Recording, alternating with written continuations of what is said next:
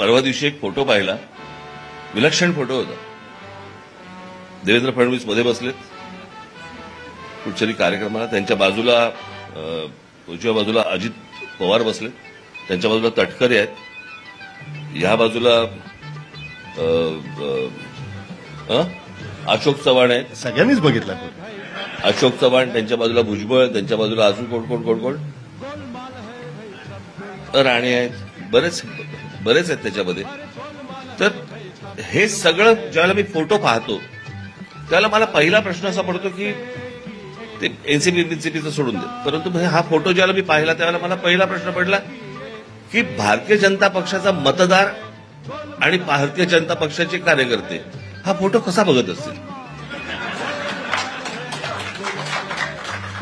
ह्यांची लावली आपण आणि सत्तेवर आलो आणि हे आता आमची लावायला आले, म्हणजे काय चाललंय त्यांनाच कळत नसेल.